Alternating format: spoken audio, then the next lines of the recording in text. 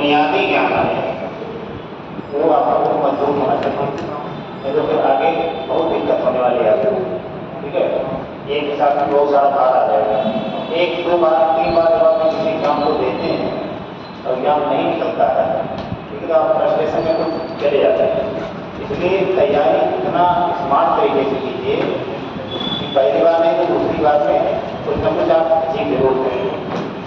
ठीक है, तो आप वैसा नहीं कि आप दिल्ली, इलाहाबाद, कोटा एक साथ जगहों में तैयारी होती है। अगर आप बढ़िया मन लगा तैयारी करेंगे तो आप बस्ती से भी आप एक अच्छे अधिकारी बन सकते हैं, अच्छे खासे पद पे जा सकते हैं। क्योंकि बहुत सारे पहले दिक्कत कहते हैं क्या होती थी, आज के 10 साल पहले तैयारी होती थी, उसमें दिक्कत 2 तरह की होती थी। पहली दिक्कत होती है मैटर,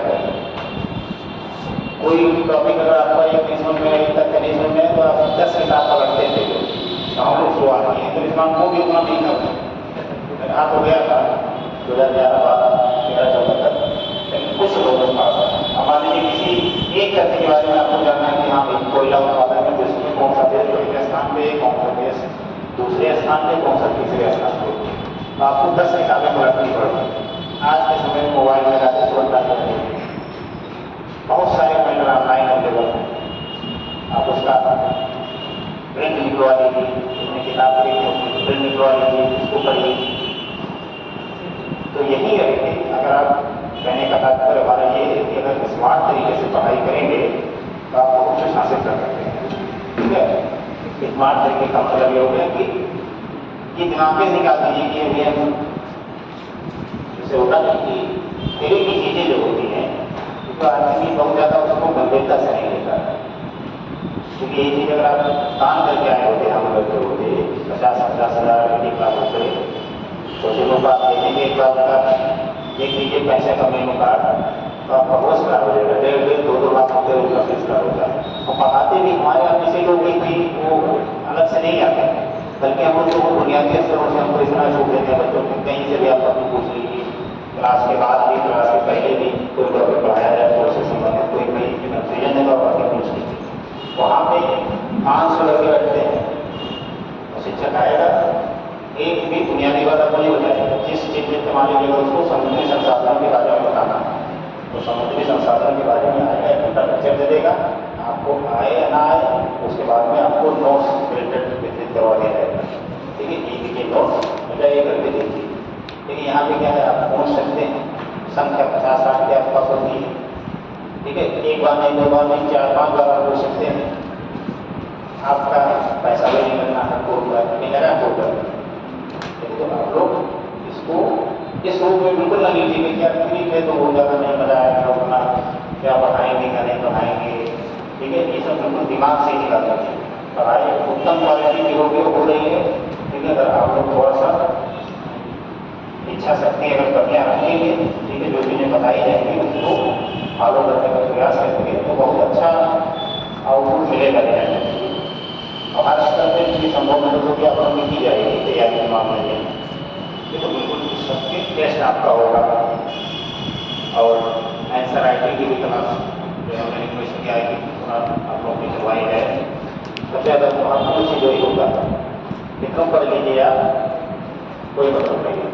लेकिन जब तक आप अच्छा प्रेजेंटेशन नहीं देंगे, चाहे बोलने से चाहे लिखने से, तब तक कोई मतलब है नहीं।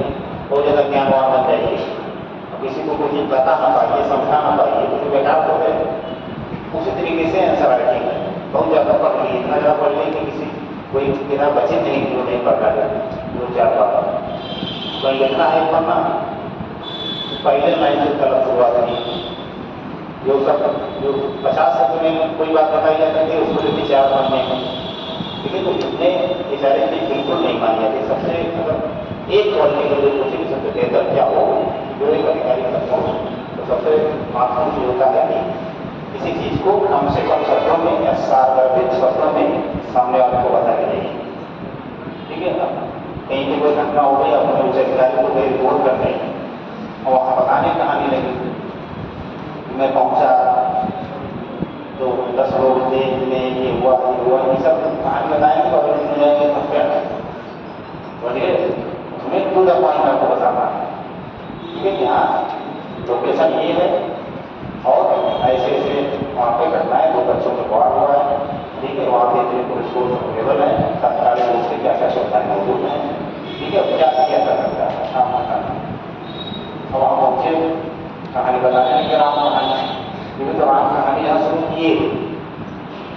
वही सब स्क्रीनिंग होता है ट्रेनिंग के दौरान में, कौन सा आदमी अच्छा है, कौन सा अधिकारी अच्छा है, कौन सा अधिकारी कम अच्छा है, पूरा तो एक लेकिन कम अच्छा है। तो यही चीज अपनी एजुकेशन में सबसे महत्वपूर्ण अगर कोर वैल्यू अगर कोई देखा जाए तो कोर वैल्यू यही है, कोई बच्चा कितने बेहतर ढंग से किसी चीज को रिप्रेजेंट करता है। ठीक है, रिप्रेजेंट जब आप कर पाएंगे जब उसकी प्रैक्टिस करेंगे, केवल पढ़ते जा रहे हैं, केवल पढ़ते जा रहे हैं, ठीक है, केवल पढ़ने से आप ज्ञानवान हो जाएंगे लेकिन आपका सिलेक्शन नहीं होगा।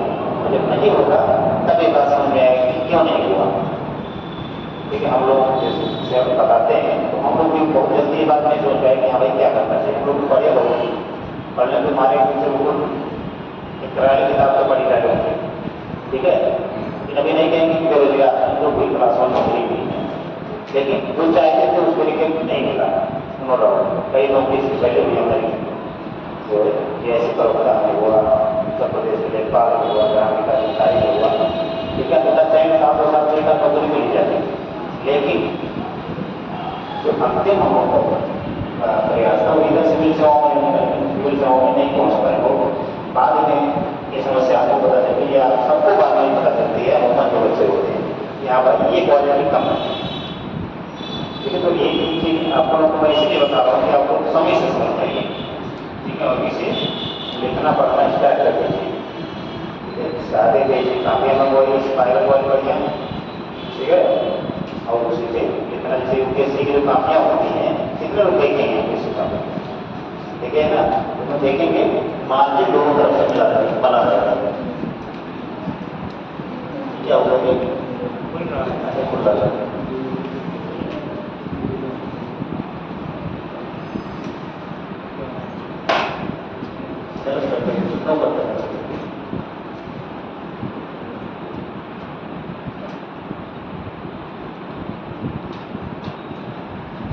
जैसे यूपीएससी काफी होती है, ठीक है, ये ऐसे होती है, यानी ये पन्ना आपका है,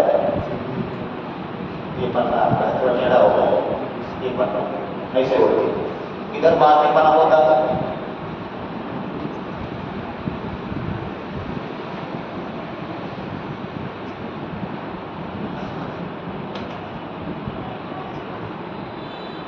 ऐसे आपको इतने में लिखना होता है, ऊपर की मार्जिन बनी होती है, का पेपर हो इतने में आपको लिखना। इस तरीके के आपको हर प्रश्न में 3-4 पन्ने मिलेंगे, ठीक है, इसमें बहुत ज़्यादा शब्द आ नहीं करते हैं। अगर आप राम कहानी लिखेंगे, ठीक है, तो राम कहानी में ज़्यादा शब्द नहीं आ पाते, ठीक है, तो इसलिए सबसे महत्वपूर्ण जो कोर चीज़ है कि वो आपको अभी से करना स्टार्ट करना चाहिए। ठीक है, इसकी कापियाँ भी बाद में मिल जाएंगी आपको, पता है कि यूपीएससी वाली वो कापी चाहिए तो दे देंगे, एक अपना यूपीएससी फोटोग्राफी करवा लेंगे, सस्ता पड़ेगा, चलिए, और उसको लिखने का प्रयास है। मैं खुद एक प्रश्न आप लोगों को हर दिन दूंगा, आज एक प्रश्न दूंगा कि आप लोग लिखते अगले दिन आप लोग लिखना चाहिए, हमको देते हैं चेक करके बता सकते हैं, तो उसको लिख दिया क्या कमियाँ क्या सुधार की आवश्यकता है।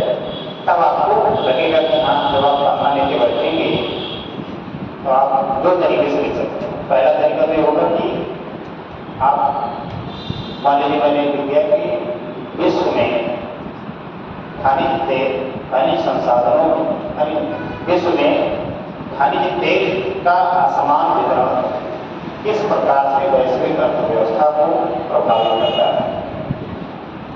ये प्रश्न मैंने तो आपके पास 2 विकल्प होंगे। पहला विकल्प होगा कि आप जो नोट्स लिखाया गया है, अमूमन बच्चे ये करेंगे, जो नोट्स लिखाया गया है कोई किताब खोलेंगे, उसमें खनिज तेल वाला चैप्टर खोलेंगे, उसको एक तरफ से छाप देंगे, जितना आप आएगा 1-2 पन्ने में उतना लिखो के लेके चले आएंगे। लेकिन ये बिल्कुल गलत चीज़ है। अगर एक प्रश्न पूछा गया है तो बहुत सरल प्रश्न है, आपको केवल इसमें ये बताना है भैया जो असमान वितरण खनिज संसाधनों का है, खास करके खनिज तेल का जो पूछा गया है, ठीक है, उससे वैश्विक स्तर पर क्या क्या प्रभाव होता है। ठीक है, तो आप सबसे पहले इसमें क्या बताएंगे कि खनिज तेल का वितरण ही क्या है, और ये 5 पन्ने नहीं बताना, आधे पन्ने बता देना है कि वैश्विक स्तर पर खनिज संसाधनों का वितरण असमान है। इसमें मुख्य रूप से उत्पादक देशों में 4-5-6-7 देशों का नाम लिख देंगे आप, और संभव हो तो मैप बना देंगे छोटा सा, और उसी मैप में आप कुछ संकेतों के माध्यम से चिन्हित कर देंगे ठीक है, यानी ये बात साबित होगी कि असमान वितरण है, जो आपके प्रश्न पूछा गया है, असमान वितरण वाली बात साबित होगी। अब आपको दिखाना है कि इससे वैश्विक अर्थव्यवस्था पे या वैश्विक स्तर पर अर्थव्यवस्था नहीं पूछा गया, पूछना कि वैश्विक स्तर पर क्या प्रभाव पड़ता है। तो आप एक एक प्रभाव दिखा देंगे। सबसे पहला प्रभाव तो आर्थिक हो जाएगा कि इन क्षेत्रों में किसी भी प्रकार की राजनीतिक अस्थिरता से तेल के दाम में वृद्धि हो जाती है, जिसका प्रत्यक्ष प्रभाव विश्व की सभी अर्थव्यवस्थाओं को पड़ता है, भारत सहित सभी अर्थव्यवस्थाओं को पड़ता है। फिर दोबारा से लिखते चले जाएंगे। दूसरा, किसी भी उसमें 3000 दिन अगर आप लिख दीजिए जो सबसे बड़े तो आप समझ जाइए।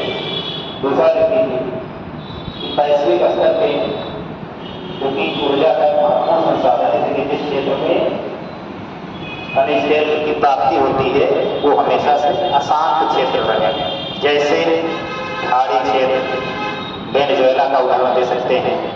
ऐसे 2-3 उदाहरण अगर आप दे दिए तो समझिए कि सोने पे सुहागा हो गया। तीसरी बात आप लिख देंगे कि खनिज तेलों का जो उत्पादन होता है, ठीक है, इन सारे देशों में जो लोकतांत्रिक व्यवस्थाएं हैं, अमूमन देशों में तानाशाही की प्रवृत्ति देखने को मिलती है। यानी ये नहीं कहेंगे कि तानाशाही देश है सभी, प्रवृत्ति देखने को मिलती है। यानी या तो कहीं पे कोई शासक होगा बहुत ज्यादा क्रूर होगा या पूर्ण लोकतंत्र नहीं होगा, इस प्रकार की आपको बातें देखने को मिलेंगी। 3 बातें हो गई। चौथी बात लिख लीजिए कि वैश्विक स्तर पे खनिज तेल के उत्पादन से पर्यावरण में बहुत गहरा प्रभाव पड़ता है।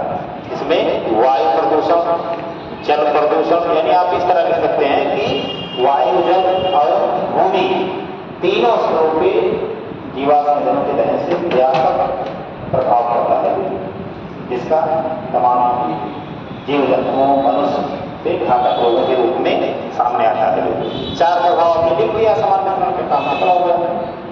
बस निष्कर्ष ताकत है कि विश्व में खनिज संसाधनों का असमान वितरण वैश्विक स्तर पर इन चीजों के लिए जिम्मेदार है। बाद में निष्कर्ष में सुझाव दिया जाता है। निष्कर्ष में कहते हैं कि भले ही क्योंकि प्राकृतिक संसाधन है तो इसमें नहीं कहा जाता कि नहीं सबके हमारा पता हुआ तो भाई अलग अलग मृदा में खाया जाता है, संरचना में पाया जाता है, क्योंकि जो चीजें मानव के बस में नहीं है उसमें हम लोग विकल्प बोलते हैं। ठीक है, तो अब ये तो नहीं कर सकते कि जमीन में सब जगह पहले पहुंचाओ खनिज तेल, यानी समान वितरण करो, समान वितरण कर नहीं पाएंगे। जिसमें कहते हैं कि जिन भी देशों में खनिज तेलों का उत्पादन किया जाता है उन देशों से बेहतर संबंध बनाने का या बेहतर कोऑर्डिनेशन बनाने का प्रयास वैश्विक स्तर पर विभिन्न मंचों के माध्यम से किया जाना चाहिए। जिसमें काम ओपेक का मंच है जो तेल उत्पादक देशों का ही संगठन है, और तमाम संगठनों में जो है कामन रूप में सारे देश अवस्थित हैं। ठीक है, तो ये सारी बातें सुझाव मिल सकते हैं कि भैया ये किया जा सकता है। ठीक है, हर प्रश्न में सुझाव निष्कर्ष होता है, निष्कर्ष में सुझाव लिखा जाता है। सुझाव मतलब आप अधिकारी बनने जा रहे हैं। ठीक है, तो आपको ये नहीं बताना है कि समस्या क्या है, आपको समस्या भी बताना है और उसका समाधान भी बताना है। ठीक है, मैं खाली समस्या गिना दी तो समस्या गिना देंगे तो समझ जाएंगे कि वो समस्या क्रिएट करने वाला, समस्या पर ध्यान देने वाला है, तो समाधान के बारे में कोई ज्ञान नहीं। इसलिए प्रॉब्लम क्रिएटर नहीं, प्रॉब्लम सॉल्वर नहीं। ठीक है, छोटे स्तर पर आप लिखने का प्रयास कीजिए। जैसे मान लीजिए बस्ती लिखिए, बस्ती की मूल रूप समस्याएं क्या है, 10 समस्याओं का वर्णन कीजिए। देखिए कोशिश आ जाएगी कि भाई तो बस्ती की 10 समस्याएं लिखी, उन्होंने भी एक समस्या बाद में आगे वही नहीं पाओगे कि क्या लिखते मरे हो। तो इसका मतलब कि जब तक आप अभ्यास नहीं करेंगे तब तक आप इन सारी चीज़ों को लिख नहीं पाएंगे। ठीक है, इसलिए अभ्यास करना शुरू कर दीजिए। और दिमाग का जो विकास है, जब आपके पास में एक पन्ना और एक कलम, इसके अलावा कुछ भी आपके मेज पे ना हो जाओ लिखने के लिए, लेकिन तब आप दिमाग को जोर लगाएंगे, सोचेंगे, कंफर्ट जोन से बाहर निकलेंगे। ठीक है, तब आपके सामने विकल्प भी खुलते चले जाएंगे कि अच्छा हाँ ये चीज़ पता लगे। मोबाइल भी रखी है, व्हाट्सएप भी चल रहा है, इंस्टाग्राम भी थोड़ा थोड़ा देख लेना बीच में मैसेज वगैरह। ठीक है, उसी में घर वाले खाना खाने के लिए बुला लेंगे, उसी में मित्र का फोन भी आने क्या हो जाता है 4 बजे बाहर। ठीक है, उसी में घर में बच्चे शोर मचा रहे हैं। ये सारी समस्याएं आपको आएंगी नहीं, लेकिन इन सबसे दरकिनार होती है आपको समझाना है ना, इतनी छोटी छोटी समस्याओं में आप उलझ जाते हैं। समझ रहे हैं कि जो आपका कॉन्सेप्ट क्लियर है कि हमको तैयारी करना ही करना है भाई, बाकी दुनिया एक तरफ, हमारी तैयारी एक तरफ, तो आपको कोई रोक नहीं पाएगा, आप पढ़ते चले जाएंगे। समझिए? तो चलिए आगे लिखें। ये सारी बातें मैं अपने स्वयं के अनुभव से बता रहा हूँ, कि मैं कहीं किताब नहीं पढ़ के बता रहा हूँ, सारा स्वयं के अनुभव से बता रहा हूँ। मैंने 4-5 मेंस इंटरव्यू लोकसभा आयोगों का लिखा हूँ, इसी अनुभव से बता रहा हूँ। आप लोग मेडिकल ज्ञान जो है बता रहे हैं, खुद नहीं सिलेक्ट हुए कार्यक्रम पर, हम नहीं बता रहे हैं। ठीक है, चलिए देखिए, समुद्री संसाधन क्या मतलब है? हम लोग को लाभ से बहुत ज्यादा प्यार है, तो लाभ देखिए।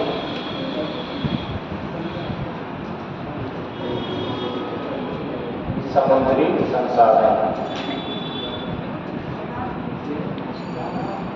इसमें फ्लो चार्ट बना जाना बहुत जरूरी है, क्योंकि आप समझ नहीं पाएंगे कौन कौन से प्रकार के संसाधन पाए जाते हैं। ठीक है, तो थोड़ा सा समुद्री संसाधन में लिखेंगे तो इसमें न लेंगे कि हाँ ये भी पाया जाता है, ये भी पाया जाता है, उसमें कैटेगराइज कर दिया कि कौन से जैव संसाधन पाए जाते हैं, कौन से अजैव संसाधन पाए जाते हैं। जैव का मतलब जिसमें जीवन नहीं, अजैव का मतलब जिसमें जीवन नहीं, और कौन से ऐसे संसाधन पाए जाते हैं जो ऊर्जा से संबंधित हैं। ठीक है, तो इसमें 2-3 कैटेगरी में संसाधन पाए जाते हैं, तो उन्हीं को कैटेगराइज करके थोड़ा समझ में लेना, थोड़ा लिखवाएंगे भी, इस बात नहीं है, लेकिन समझ में लेना। फ्लो चार्ट जरूर बनवाएंगे, फ्लो चार्ट को बेहतर ढंग से समझने का प्रयास करिए। समुद्री संसाधन का मतलब तो आप लोग देखे होंगे, वो लोग प्रत्यक्ष नहीं देखे होंगे, लेकिन कम से कम इतनी बातें मिलेंगी समझ क्या जब है बड़ा भंडार है, विशाल वर्ष, ठीक है, आपका समुद्र महासागर है। ठीक है, तो उसमें बहुत सारे ऐसे संसाधन होते हैं जो मानव के उपयोग के होते हैं। ठीक है, तो उसमें कुछ जो है जैव संसाधन होते हैं। पहला की जैव संसाधन, इसको दूसरे कलर का कर लें, थोड़ा कलर वेरिएशन रहेगा तो आपको अच्छा लगेगा। कौन सा कलर रहेगा? ये तो नहीं दिखेगा, पिंक कौन सा, ये है ना? चलो पिंक तो लाल एक तरह दिखेगा, येलो कर देंगे। चलो पहला हो जाएगा जैव संसाधन।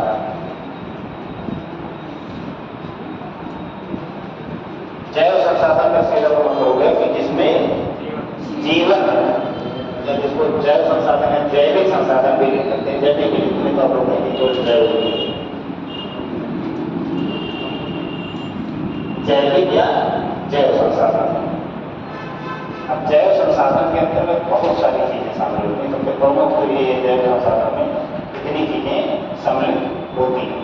अब जैव में खाद्य वाली चीजें भी शामिल हो जाती हैं, जिनका हम उपभोग करते हैं, यानी समुद्र से प्राप्त करके उसको अपने उपभोग में लेते हैं। बहुत सारी ऐसी चीजें भी हैं जिनको हम उपभोग में नहीं लेते, लेकिन वो उपयोगी है हमारे, जैसे मोती वगैरह, कीमती पत्थर हो गया, और तमाम सारी चीजें, सहवाग वगैरह हो गए। लेकिन इसको डायरेक्ट खाते नहीं, लेकिन हम किसी न किसी रूप में इनका प्रयोग करते हैं। तमाम दवाओं में भी प्रयोग होता है इन सारी चीजों का। तो ये हमारे लिए जैव संसाधन 2 भागों में बढ़ जाएंगे। पहला खाद्य एवं अखाद्य।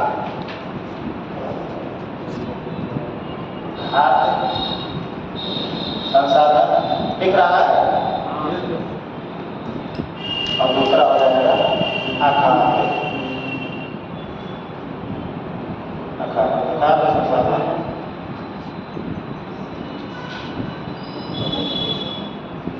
यानी जैव संसाधनों को खाद्य एवं अखाद्य।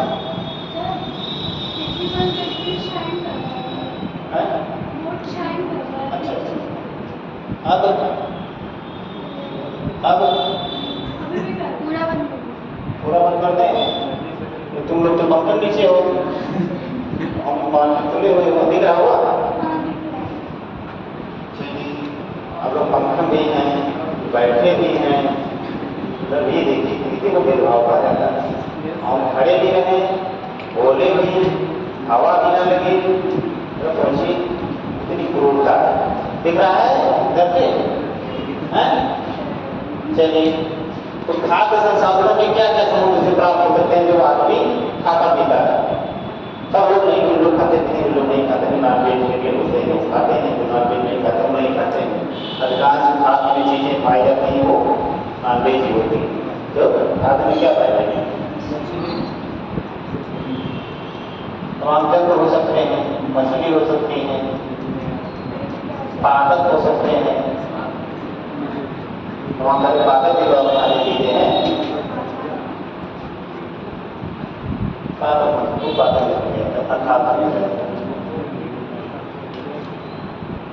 सांप हो सकते हैं, केकड़ा हो सकते हैं, तो उदाहरण लिख रहे हैं। ये सब क्या है? खाद्य संसाधन के रूप में प्रयोग किए जाते हैं, जिसको आप देखेंगे तमाम जो है इस प्रकार के समुद्री मछलियों का भोजन के रूप में तमाम देशों में इस्तेमाल किया जाता है। अपने यहाँ थोड़ा कम है, लेकिन जापान हुआ, इंडोनेशिया, चीन, ये सारे क्या देशों में, तमाम सारे देशों में जो ठंडे प्रदेश वाले क्षेत्र हैं, ठीक है, वहाँ पे जीव जंतुओं का सेवन नहीं किया जाता है, क्योंकि उनको बायोलॉजिकल डिमांड है उसकी। तो नहीं खाएंगे तो जितना नहीं रह पाएंगे। अपने यहाँ गर्म प्रदेश है, तो अपने यहाँ गर्म प्रदेश है तो बहुत गर्म चीजें खाएंगे तो नुकसान करेगा शरीर को। ठीक, तो अपने यहाँ शाकाहारी लोग ज्यादा पाए जाते हैं। अब आप नॉर्वे और स्वीडन में रह के कहिए कि हम नॉनवेज नहीं खाएंगे, तो फिर आप लोग थोड़ा ही नहीं पाएंगे या तो निपट जाएंगे इतनी ठंडी में। समझे? उन प्रदेशों में वाइन पीना, नॉनवेज खाना, ये सब बहुत आम बातें होती हैं, उनके कल्चर में शामिल होता है।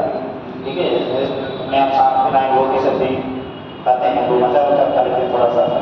वहाँ पे कुछ अपना पिज्जा बर्गर खाए, एक आध नॉनवेज की कुछ चीज़ें खा लिए, वाइन के लिए ऐसे प्रोडक्ट सब घर में बना करने वाले प्रोडक्ट, तो आगे जब आगे तो सेटल हो गए।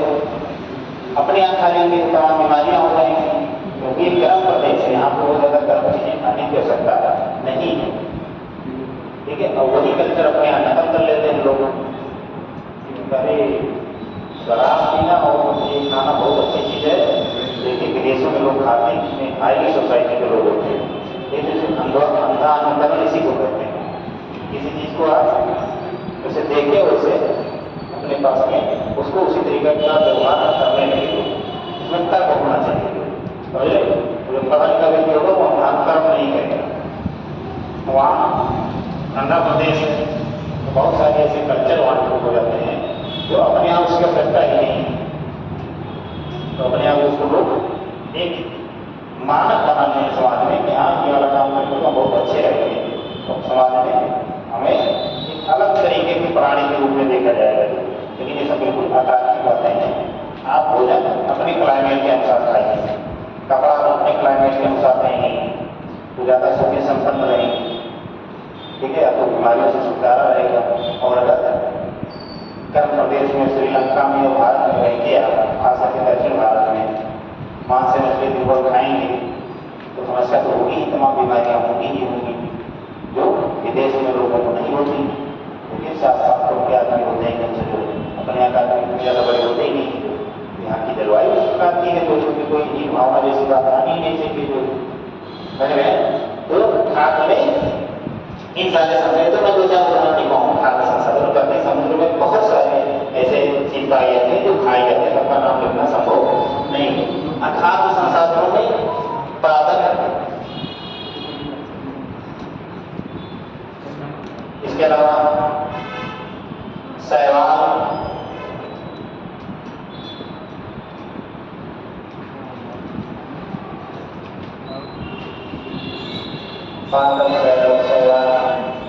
ये सारी चीजें इसमें मुख्य रूप से पादप संसाधनों में जो सारी चीजें पाई जाती हैं, तमाम चीजें शैवाल हो गया, ये सब जो पाए जाते हैं ये मुख्य तौर से दवाओं के निर्माण में प्रयोग किए जाते हैं। शैवालों की खेती की जाती है, क्या हुआ? शैवालों की खेती की जाती है समुद्र के प्रदेश में। ठीक है, ये तमाम दवाओं के निर्माण में प्रयोग किए जाते हैं। ठीक है, तमाम पादप ऐसे होते हैं जो मनुष्य का आहार भी बनने की बात नहीं है संसाधन करते हुए, लेकिन मुख्य तौर पर दवाओं के निर्माण में, सौंदर्य प्रसाधन के निर्माण में इन सारी चीज़ों का प्रयोग किया जाता है।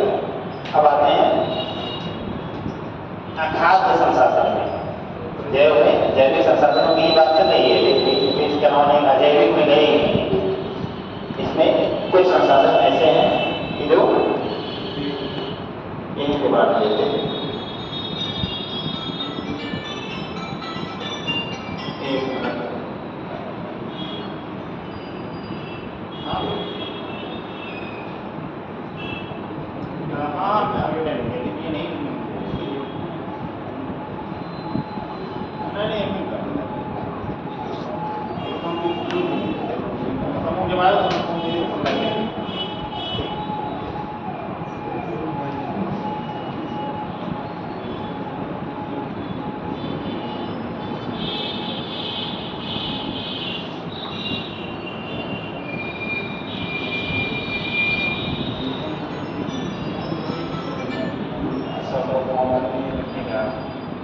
हाँ सर, हाँ होंगे, नीचे होंगे, हाँ नीचे,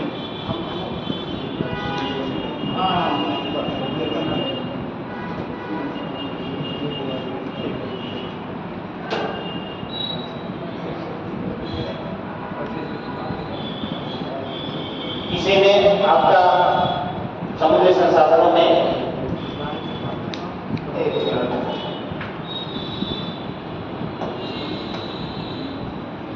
इसको अखादन यहाँ पे अखादन कीजिए।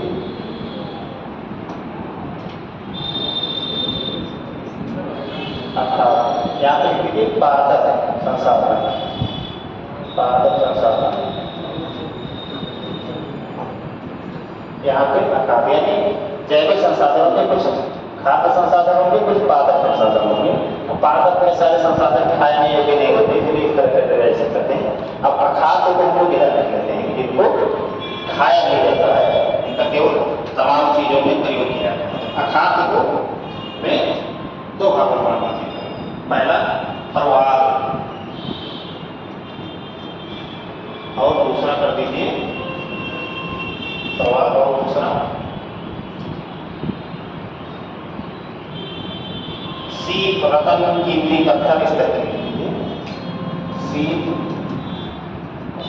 रत्न या कीमती पत्थर, कीमती पत्थर, ये सारे अखाद्य हो जाएंगे। परवाल, ठीक है। ये जैविक संसाधनों को इन चार कैटेगरी में बांटते हैं। हम लोग देख सकते हैं कि जो जैविक यानी जिसमें जीवन होता है, ठीक है, उनको हम चार करेंगे। एक दिमाग में आएगा कि जो रतन होते हैं, कीमती पत्थर होते हैं, जो मोती वगैरह होती है, ठीक है, तो वो सब किसी न किसी जीव के द्वारा ही उत्पादित किए जाते हैं, समझ गए? देखिए वो कोई इस तरह की पत्थर नहीं है जो ऐसे जगह पाए जाते हैं, ठीक है, उसमें किसी न किसी जीव से उत्पादित किए जाते हैं, इसलिए उसको जैविक कैटेगरी में ही रखा जाता है। तो भैया समुद्र में इन्हीं चार कैटेगरी के जैविक संसाधन पाए जाते हैं, जिनमें जीवन होता है। कुछ खाद्य संसाधन हो सकते हैं जिनको खाया जाता है, कुछ पादप यानी पौधों वाले संसाधन हो सकते हैं, और कुछ अखाद्य संसाधन हो सकते हैं। अखाद्य में परवाल को अलग करते हैं, जिसके बाद बताएंगे सीप, रतन, कीमती पत्थर और तमाम सारे जो है सौंदर्य के पत्थर, इस प्रकार की चीजें वहां पे समुद्रों में प्राप्त होगी। क्योंकि जैविक संसाधनों को चार कैटेगरी में बांट के हम लोग देखेंगे। अब पहले देखेंगे ये बना ही रहेंगे भी ना, बना नहीं पता सब वो नहीं है अभी ये हो गए। इसके अलावा दूसरा जो कैटेगराइजेशन हम लोग करते हैं, ठीक है, उसमें मुख्य तौर पे ऊर्जा संसाधन आते हैं। अजैविक जो संसाधन होंगे इसको डालिए, ठीक है, तो अब अजैविक संसाधन है थोड़ा सा लिख देते हैं। ठीक है, बना लो, पहले पूरा चार्ट बना लो, उसके बाद बनाना शुरू करें। आदत बनी हुई प्लस कर दीजिए उसको, क्लियर आदत नहीं तो पूरा हो जाएगा ना। ऐड कर दीजिए नीचे सर, नीचे से ऐड कर दीजिए। ऐड यहाँ पर नीचे, हाँ बिल्कुल पूरा चला जाएगा। प्रीवियस में रहेगा, प्रीवियस में रहेगा अच्छा सर। प्रीवियस में रहेगा। तो आप लिखो दूसरा कौन सा संसाधन लिखेंगे पहले? जैविक। आप क्या लिखेंगे? अजैविक संसाधन।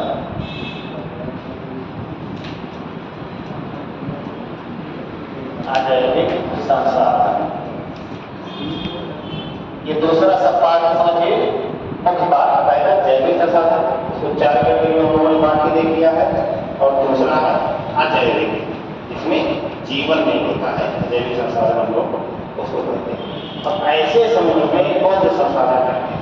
खनिज पाए जाते हैं।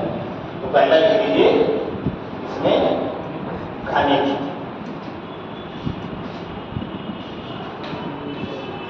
खनिज में प्राकृतिक गैस होती है, पेट्रोलियम होते हैं, अब तटीय क्षेत्रों में पाए जाते हैं। ठीक है, तटीय क्षेत्रों में मतलब तट से लगे हुए क्षेत्र है, लेकिन उस क्षेत्रों में तमाम इस प्रकार के खनिज प्राकृतिक गैस एवं पेट्रोलियम पाए जाते हैं। लेकिन उदाहरण के तौर पे प्राकृतिक गैस, पेट्रोलियम, ये सब अजैविक में पाए जाते हैं। प्राकृतिक गैस, पेट्रोलियम, इसके अलावा जो दूसरा वाला सा पार्ट है ये भैया ऊर्जा, ऊर्जा संसाधन। ऊर्जा संसाधनों के भी दो भागों में हम लोग बांट लेते हैं। कुछ ऐसे ऊर्जा संसाधन है जो परंपरागत ऊर्जा के स्रोत, ठीक है, समुद्र से हमको प्राप्त होते हैं। ठीक है, तो परंपरागत ऊर्जा के स्रोत में वही सारी चीजें आ जाएंगी जो वहां पर खनिज पाए जाते हैं। परंपरागत ऊर्जा स्रोत, परंपरागत ऊर्जा स्रोत में यही पेट्रोलियम और प्राकृतिक गैस ही शामिल किया जाता है, यानी जो पहले से ही वहां पे प्राप्त किया जाता है। पेट्रोलियम, प्राकृतिक गैस। अब एक दूसरा जो पार्ट होता है गैर परंपरागत, गैर परंपरागत। गैर परंपरागत में कौन से ऊर्जा के स्रोत आ जाएंगे? ज्वारीय ऊर्जा, तरंग ऊर्जा या लहर ऊर्जा, शेल गैस, ये सारी किसमें आ जाएंगी? ये सारी आ जाएंगी आपके नाम के अनुसार में या गैर परंपरागत में इस वाले। तो इसमें लिख लीजिए ज्वारीय ऊर्जा,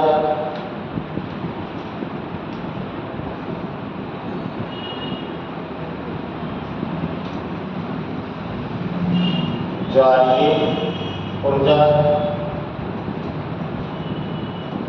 दूसरा हो जाएगा आपका लहर ऊर्जा। लहर ऊर्जा जैसे को तरंग ऊर्जा भी बोलते हैं, तो आपको समझना है तरंग ऊर्जा। और एक उदाहरण लीजिए शेल गैस। हाँ, शेल गैस, इसे में लिख दीजिए शेल गैस। जहाँ पे पेट्रोलियम में जो पाया जाता है उसी के विभिन्न क्षेत्रों में शेल गैस भी पाया जाता है। नहीं दिखा है? शेल गैस, शेल गैस भी पाया जाता है। तो भैया अजैविक संसाधनों में दो पार्ट हैं, पहला खनिज के और दूसरा ऊर्जा के। यानी अभी तक हम लोगों ने समुद्री संसाधनों को दो भागों में बांटा है, पहला जैविक संसाधन, दूसरा अजैविक संसाधन। ठीक है, तो अजैविक को हम लोगों ने दो भागों में बांट दिया है, पहला खनिज वाले जो खनिज पाए जाते हैं समुद्रों में, और दूसरा है ऊर्जा के संसाधन जो ऊर्जा पाए जाते हैं। इसलिए मैं क्लासिफिकेशन कर रहा हूँ, पूरा बात कि आपको कंफ्यूजन ना हो, उसमें आ जाता है, उसमें आप कंफ्यूजन रहता होगा, आप दिक्कत रहता है कि हाँ ये वाला कहाँ है वो वाला। तीसरा भी कुछ क्लासिफिकेशन किया जाता है संसाधन के रूप में समुद्रों को। ठीक है, तीसरा क्लासिफिकेशन किया जाता है, कहीं कहीं मिलेगा कहीं कहीं नहीं मिलेगा। तो तीसरा क्लासिफिकेशन है वाणिज्यिक संसाधन।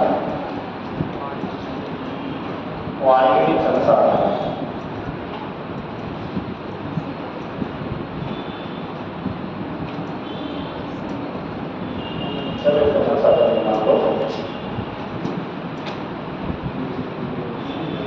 वाणिज्यिक संसाधन तीसरा पार्ट है, ये दूसरा काम है जैविक संसाधन। अब पहला जैविक संसाधन वाणिज्यिक इतना बना लिए ना, मिटा जाएगा इसको, यहाँ करते हैं कर सकते। तीसरा जो हम लोगों ने बांटा है, तीसरा वाणिज्यिक उपयोग जो समुद्रों का होता है एक संसाधन के रूप में, इस समुद्र होते हैं उनका वैश्विक स्तर पे एक वाणिज्यिक उपयोग होता है, ठीक है। तो उसको भी संसाधन के तहत ही विद्वान शामिल करते हैं कि अगर समुद्र नहीं होते तो कैसे ये चीज़ें संभव हो पाती हैं, ठीक है। तो वाणिज्यिक उपयोग किस प्रकार से होता है? हाँ, जलीय मार्ग के रूप में, नौवहन के रूप में, सैन्य अभ्यास के रूप में, पर्यटन के रूप में, ये सब क्या है? ये वाणिज्यिक उपयोग के रूप में हम उससे मूल्य कमाते हैं, ठीक है। जितने भी आयात निर्यात होते हैं, ठीक है, हर देश, भारत में ही नहीं, आयात निर्यात 95% से ऊपर जलीय मार्गों के द्वारा ही होता है ना। तो वो क्या होता है? समुद्री संसाधन के तौर पे ही इसको उपयोग कर रहे हैं। तो इसमें वाणिज्यिक उपयोग भी आपको देखने को मिलेगा। क्योंकि बात यहाँ पे जो है एक यूपीएससी स्टूडेंट के रूप में पढ़ रहे हैं, तो इसलिए आपको ये सारी चीज़ें आपको जानना पड़ेगा, केवल आपको बोल नहीं पड़ रहा है। तो वाणिज्यिक उपयोग में नौवहन, पर्यटन,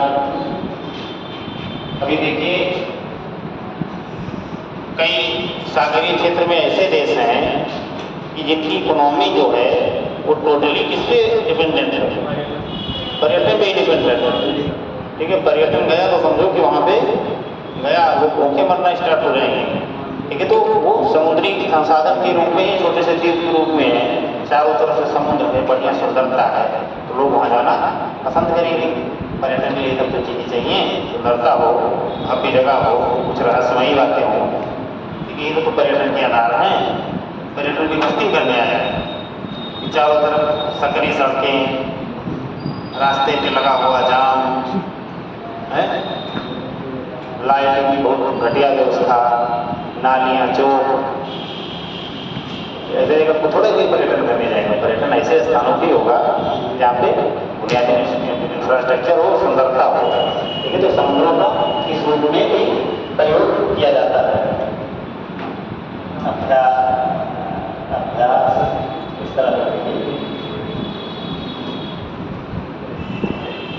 युद्धाभ्यास इत्यादि। तो समुद्र के संसाधनों को भैया 3 भागों में बांट के हम लोग देखे हैं: जैविक संसाधन, अजैविक संसाधन एवं वाणिज्यिक संसाधन। अब इन 3 भागों में तमाम सब पार्ट हैं, ठीक है। फिर मैंने उसमें भी क्लासिफिकेशन कर दिया है, जैसे जैविक में 4 भागों में बांट दिया गया है, ठीक है। जैविक में 4 भागों से जंतु संसाधन, पादप संसाधन, परवाल या कोरल, सीप रत्न या कीमती पत्थर, जो भी चीज़ें पाई जाती हैं समुद्रों में, तो इस प्रकार की होती है कि जो सुंदरता में प्रयोग किया जाते हैं। तमाम आप लोग देखिए वो लोग को 12-15 लोगों के रूप में पहने रहते हैं, तो उसको कहाँ से वो तो वही आते हैं जो मोती होते हैं, ठीक है। तो मोती भी इसी प्रकार से समुद्रों के जीवजंतुओं के द्वारा उत्पादित किए जाते हैं। इसमें सबसे महत्वपूर्ण है कोरल, ठीक है। कोरल जो होता है, परवाल जिसको बोलते हैं, ठीक है, ये सबसे महत्वपूर्ण समुद्री संसाधन होता है। तो समझिए कि समुद्री जैव विविधता का एक बड़ा पार्ट होता है, ठीक है। या समुद्री इकोसिस्टम जो होता है, ठीक है, उसमें इसका महत्वपूर्ण स्थान है। लेकिन तो कोरल बहुत महत्वपूर्ण है मानव के लिए या समुद्री इकोसिस्टम के लिए, इसीलिए इसको भी संसाधन के तौर पे जो है रखा जाता है। कोरल क्या है, सब एक एक करके हम लोग चले लिखते चले। क्लासिफिकेशन समझ में आ गया? एक मोटे तौर पे आपको समझ में आएगा कि समुद्र में 3 तरह के संसाधन पाए जाते हैं।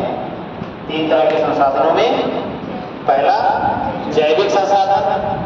जैविक संसाधन का सीधा सा मतलब है भैया कि जिसमें जीवन हो, यानी जो एक निर्धारित काल के बाद ना रहे या खत्म हो जाए, तो उसमें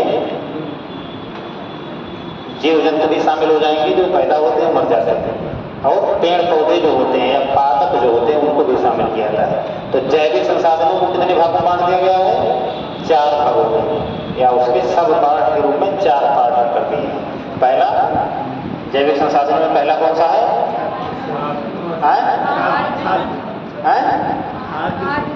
हाँ। दूसरा क्या है? पादप संसाधन। तीसरा? हाँ। चौथा? हाँ, जो बहुमूल्य जो पत्थर पाए जाते हैं, कीमती पत्थर पाए जाते हैं, ये सब उस कैटेगरी में रख दिए गए हैं। तो पहले को 4 भागों में बांटते हैं, जंतु संसाधन, दूसरा पादप संसाधन, तीसरा प्रवाह और चौथा कीमती पत्थर। और ये कीमती पत्थर में सब बहुमूल्य पत्थर का कुछ 100 पत्थर करवा जाएगा। तो जैविक संसाधन 4 भाग में, अजैविक संसाधन भैया इसको 2 भाग में बांट दिया गया, जिसमें जीवन नहीं है, निर्धारित कार्यकाल तक नहीं है।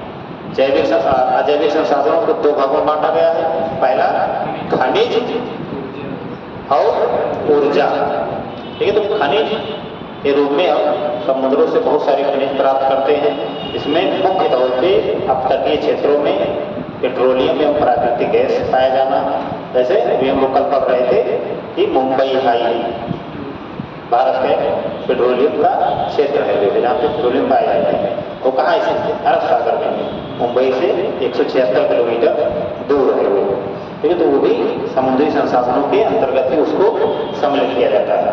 इसके अलावा भी गहन समुद्र में उतना ज़्यादा संसाधन नहीं लाए जा सकते हैं या उसमें खुदाई नहीं की जा सकती है, क्योंकि वो ज़्यादा गहराई में की होती है, तो वहाँ पे संसाधनों को लाना मुश्किल होता है। लेकिन वो भी तमाम खनिज संसाधनों से परिपूर्ण क्षेत्र है। समझ गए? और दूसरा इसमें बांटा गया ऊर्जा, क्योंकि समुद्र समझिए कि ऊर्जा से भरे पड़े हैं। अगर उसका उपयोग किया जाए ठीक है, तो ऊर्जा समुद्रों में बहुत सारी ऊर्जा पाई जाती है। जो तटवर्ती क्षेत्र होते हैं, जैसे मान लीजिए भारत है, इसका तटवर्ती क्षेत्र होता है, तो यहाँ पे एक विशेषता होती है तटवर्ती क्षेत्रों की। विशेषता ये होती है कि तटवर्ती क्षेत्रों में दिन के समय क्या होता है कि दिन के समय सागर से स्थल की ओर तेजी से हवाएं चलती हैं। ये नियमता होता है। भूगोल में आप आगे पढ़ेंगे तो मैं आपको बताऊंगा क्यों होता है। ठीक है, स्थलीय समीर और सागरीय समीर का नाम सुने हैं? तो क्या है स्थलीय समीर और सागरीय समीर?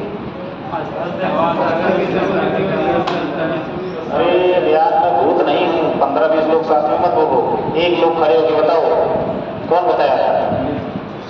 वाकया तू भी कन्वर्सेशन वाला समय। ठीक है, धीरे धीरे थोड़ा बहुत तुम लोग बातचीत करते रहेंगे। चलो तुम बताओ। हाँ भैया बताओ।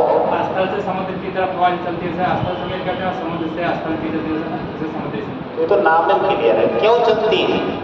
जैसे वो जब दिन में धूप होता है तो उच्च दाब हो जाता है यहाँ समुद्र की तरफ, तो उधर हवा चलती है। Very good. हवाएं बैठे बिल्कुल। हमारी क्लास जो भूगोल पढ़े हैं ये में वो ही नहीं सकता है इतना बता पाए, क्योंकि ये क्लास हमारी बहुत लंबी चल रही थी। ठीक है, इसको मैं समझा के ही दम लेता हूँ। ठीक है, तो इसमें क्या होता है कि जब दिन के समय स्थलीय भागों में सूर्य का प्रकाश प्राप्त होता है, तो जहाँ पे भी ताप ज़्यादा प्राप्त होगा, बिल्कुल बेसिक कॉन्सेप्ट समझ लीजिए कि जहाँ पे सूर्य का तापमान ज़्यादा प्राप्त होगा वहाँ पे वायु दाब जो होगा वो सबसे कम होगा। तो दिन के समय क्या होता है, स्थलीय भागों में ज़्यादा तापमान प्राप्त होता है और जलीय क्षेत्रों में कम प्राप्त होता है। अब आपके दिमाग में प्रश्न आ रहा होगा कि जब सूर्य एक ही है, स्थल भी एक ही है, सागर भी एक ही है और एक ही समय है, तो यहाँ ज़्यादा क्यों प्राप्त होता है, वहाँ कम क्यों प्राप्त होता है? लेकिन तो स्थल जो होता है उसको ताप को अवशोषित करने की जो क्षमता होती है वो ज़्यादा होती है। ठीक है, वो जल्दी गर्म हो जाएगा। सागर जो है वो देर से गर्म होगा, पता नहीं पूरा दिन धूप लगी तब शाम को जाके गर्म हो पाया। और स्थल क्या है, तुरंत गर्म हो जाते हैं। जहाँ गर्म हुए वहाँ नीचे की हवाएं सब ऊपर चली गई, उठ के हल्की हो गई और नीचे लो प्रेशर का क्षेत्र बन गया। अब लो प्रेशर का क्षेत्र यहाँ पे बना हुआ है, मान लीजिए यहाँ पे लो प्रेशर का क्षेत्र बन गया स्थलीय भागों में दिन के समय। और सागर के क्षेत्र में मैंने बताया कि सागर देर से गर्म होते हैं, तो यहाँ पे क्या हुआ, हाई प्रेशर बना हुआ है, यानी उच्च दाब बना हुआ है, क्योंकि यहाँ पे तापमान कम अवशोषित हुआ है। तो हवाएं हमेशा उच्च वायु दाब से निम्न वायु दाब की ओर चलती हैं। उच्च वायु दाब यहाँ है, निम्न वायु दाब यहाँ है, तो दिन के समय क्या करेंगी, हवाएं इधर की तरफ तेजी से बढ़ेंगी। इतनी बातें समझे? ठीक इसके विपरीत स्थिति हो जाती है रात में। रात में सूर्य जो है अस्त हो जाता है और दिन भर जो तापमान ये प्राप्त करता है, तो रात में ये गर्म हो जाता है और पृथ्वी के स्थलीय भाग ठंडे हो जाते हैं। तो यहाँ पे लो प्रेशर हो जाएगा, और यहाँ पे हाई प्रेशर बन जाएगा, तो हवाएं क्या करेंगी, इधर से इधर की तरफ तेजी से चलेंगी, तो इसको हम लोग स्थलीय समीर कहेंगे।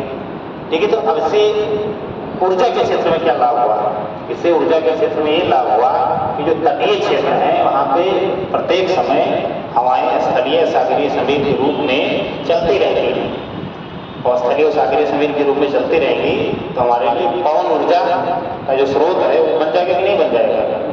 ठीक है, पवन ऊर्जा क्या है, पवन ऊर्जा में हम लोग टरबाइन लगा देते हैं ऐसे, और ऐसे ऐसे 2-3 पंखा उसमें लगा देते हैं, नाचता है और इसी में घूमता रहता है, इसी से हमको ऊर्जा प्राप्त होती है। ठीक है, तो उस प्रकार से मशीनरी लगेगी, बहुत धीमे भी दौड़ता है, तो समझिए कि उसका जो इंजन होगा वो तेजी से चलेगा, तो हमको पर्याप्त मात्रा में विद्युत उत्पादन की जा सकती है। इसलिए देखिए विद्युत या पवन उत्पादन, पवन ऊर्जा के उत्पादन के मामले में तटीय क्षेत्र ज़्यादा अग्रणी होते हैं, है नहीं। ठीक है, तो ये लाभ होता है, ये लाभ किसको होता है, समुद्र से ही तो ये लाभ हुआ हमको, तो इसीलिए पवन ऊर्जा के रूप में हमको प्राप्त होता है। इसके अलावा सागरीय क्षेत्रों में जो लहरें होती हैं, ठीक है, पानी ऐसे तो चलता नहीं कि इसे सपाट चले, ठीक है, पानी कैसे चलता है, ऐसे ऐसे ऐसे ऐसे लहरों में चलता है ना, तो हाँ, और बड़ी बड़ी लहरें होती हैं, उनको छोटी बना दिया। आपको क्या चाहते हैं, लहर बनाना नहीं, तो वैज्ञानिकों ने क्या किया है कि इन लहरों के द्वारा ऊर्जा उत्पादन करने का प्रयास किया है कि लहरों की जो गति है, ठीक है, इसको हम रोक के उसे टरबाइन में चला के जो है हम विद्युत का उत्पादन करें। हालांकि अभी इन सब विद्युत उत्पादन पे उतना ज़्यादा जो है नहीं निवेश किया गया है, क्योंकि थोड़ा महंगे पड़ जाएंगे। ठीक है, लेकिन भविष्य के विकल्प के तौर पे लहर ऊर्जा या तरंग ऊर्जा इसको बोलते हैं, ये हमारे लिए स्रोत के रूप में हो सकती है। इसी प्रकार से ज्वारीय ऊर्जा, अब समुद्र का अपना नेचर है कि दिन भर में ज्वार 1-1 घंटे के अंतराल पे आते जाते रहते हैं। ज्वार आने का मतलब क्या हो गया कि पानी तेजी से तट की तरफ बढ़ेगा और फिर एकाएक वापस जाएगा। ठीक है, तो ये भी एक तरह से बल लग रहा है ना तटीय क्षेत्रों में, तो जहाँ पे ज्वार ज़्यादा आते हैं, ज्वार और भाटा जिसको बोलते हैं, इब एंड टाइड, ठीक है, तो उन क्षेत्रों में हम लोग टरबाइन लगा के तटीय क्षेत्रों में तटीय क्षेत्रों में हम टरबाइन लगा के जब जल ऊपर आए, तो ऊपर आएगा जब जल भरेगा जब तटीय क्षेत्रों में, ठीक है, तो वापस भी तो जाएगा। मान लीजिए कोई ये तट है, ये तट है मान लीजिए, और तेजी से पानी तट की तरफ बढ़ा, को ऊंचाई तक चला गया, और ये खास करके खाड़ी क्षेत्रों में ज़्यादा इसकी संभावना होती है, खंभात की खाड़ी, इन सारे क्षेत्रों में जो है इसकी ज़्यादा संभावना। तो भर गया पानी का एक तेजी से, और जब तेजी से भर जाएगा तो फिर अगले ही क्षण वापस भी आएगा तेजी से। तो पानी आने जाने का जो स्पीड है उसी को हम लोग जो है टरबाइन को घुमाने के लिए कर देंगे, तो हमारी ज्वारीय ऊर्जा की स्रोत बन जाएगी। ठीक है, ज्वारीय ऊर्जा समझिए बहुत बड़ा विकल्प है, तो ये भी समुद्री संसाधन की ऊर्जा के रूप में हमारे सामने विद्यमान होगा। तो ये सारे जो लाभ हैं, ठीक है, ये लाभ जो क्षेत्र या जो देश तट से लगे हुए देश हैं उनको ज़्यादा मिलता है, और जो तट से लगे हुए नहीं देश हैं उनको ये लाभ, जो भूआबद्ध देश हैं या चारों तरफ से जमीन से जुड़े हुए देश हैं उनको इस लाभ जो मुक्त रह जाते हैं। भारत की स्थिति क्या है, भारत की स्थिति बहुत अच्छी है। भारत की तटीय सीमाएं भी बहुत लंबी हैं, स्थलीय सीमाएं भी ठीक ठाक लेवल पे हैं, तो भारत के लिए दोहरा लाभ हो जाता है। लेकिन दोहरे लाभ के साथ कई चुनौतियां भी आती हैं। ऐसा नहीं कि किसी क्षेत्र में कोई लाभ प्राप्त होगा, मलाई आप खाएंगे और जो बेकार वाला बचेगा वो कोई दूसरा खाएगा, तो बेकार वाला भी कड़वा दूध भी भारत को ही पीना पड़ता है, ठीक है, खर्चा भी ज़्यादा करना पड़ता है। अब जिन देशों के पास में तट ही नहीं है उन लोगों को जल सेना बनाने की क्या जरूरत है, उनको युद्धपोत की क्या जरूरत है, या जलीय क्षेत्र से उनके ऊपर आक्रमण की कोई संभावना है, नहीं है। अब जिनके पास लंबी तट रेखा है उनके पास कहाँ से नाव में बैठ के आ जाएं और मुंबई जैसा हादसा कर दें 2008 की तरह, क्योंकि 2,500-3,000 लोग मारे जाएँ, मुझे पता है, तो उनको समुद्री सुरक्षा के लिए निगरानी भी करनी पड़ेगी। जल सेना भी रखना पड़ेगा। भारत की जो भौगोलिक स्थिति है कि भारत के लिए कई मायनों में नुकसानदेह भी है और अच्छी भी है। अच्छी तो देखिए इसी मामले में कि भाई तट रेखा तो हमारी भी ऊर्जा के तमाम स्रोत हैं। व्यापार में भी आसानी होगी, हम सीधे बंदरगाहों से जुड़े रहेंगे, हमारे लिए कोई सामान मंगाएंगे हमारे बंदरगाहों पे आसानी से पहुंच जाएगा। चुनौतियां क्या है, हमको सेना रखनी पड़ेगी, सुरक्षा की चिंता हमेशा रहेगी। भारत की स्थिति क्या है, भारत की भौगोलिक स्थिति एशिया में इस प्रकार की है कि भारत के लिए तटीय सीमा है ही है या जलीय सीमा, पहाड़ी सीमा है ही है कई देशों के साथ, और स्थलीय सीमा भी है। तो हमारे लिए 3 प्रकार के सैनिक होने चाहिए। स्थलीय क्षेत्रों में लड़ने के लिए पैदल सैनिक होने चाहिए, हमारी इन्फेंट्री जो हो पैदल सैनिकों की टुकड़ी मजबूत हो, यानी स्थलीय क्षेत्र में पंजाब और राजस्थान के एरिया में लड़ने के लिए बिल्कुल सक्षम होनी चाहिए कि उच्च तापमान, धूल से भरा क्षेत्र, पानी दूर दूर तक नहीं, ऐसे क्षेत्रों में लड़ने में सक्षम होनी चाहिए। सेना में से नहीं चलता है कि वहाँ जाके कह देंगे कि नहीं हमारा आज मन नहीं है लड़ने का, हम नहीं लड़ पाएंगे आज, ठीक है, तुरंत नौकरी से निकाल देंगे आपको। सोचिए इतना कड़ा कानून होता है। अगर आपको कह देंगे 2 मंजिला से कूद जाएगी तो आपको ये नहीं सोचना है कि हमारा पैर टूटेगा, पैर टूटेगा तो आपकी दवा होगी, आपको कूद जाना है तुरंत। सेना में इस प्रकार से सेनाओं के जवानों को तैयार किया जाता है। तो हमारे लिए दूसरे प्रकार के सैनिक स्थलीय हो गए, और तीसरे प्रकार के सैनिक कौन से हो गए, जो पहाड़ी क्षेत्रों में लड़े, घाटियों में लड़े, बिल्कुल ठंडे क्षेत्रों में। यहाँ थोड़ी ठंडी लगी तो रजाई ओढ़ के घूमने लगे आप लोग, मरने की स्थिति मान गए, ताप ले रहे हैं, चाय भी पी रहे हैं, कपड़ा भी 50-60 चुला लिए, ठीक है। अब ये अगर ठंडे क्षेत्रों में सेनाएं लड़ने जाएंगी, ठीक है, तो उनको इस प्रकार से प्रशिक्षित किया जाएगा कि अगर माइनस भी टेम्परेचर रहे तो आपको डटे रहना।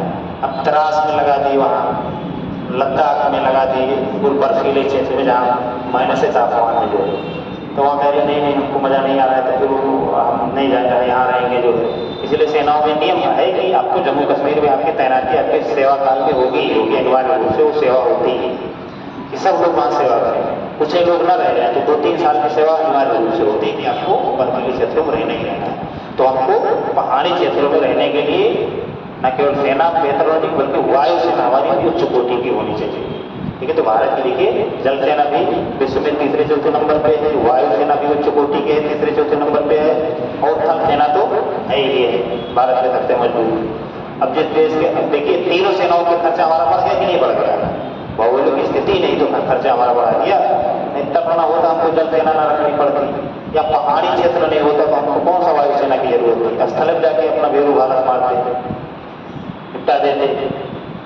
अब पर्वत क्षेत्र है, भारत चीन से युद्ध होगा तो ज़्यादा लाठी डंडा लेके हिमालय पार करके चले जाएंगे, मार मोड़ के निपटा देंगे, ठीक है। तो 3 तरह की जो सीमाएँ, तीनों तरह की सीमाएँ होने का नुकसान ये होना चाहिए भौगोलिक स्थिति।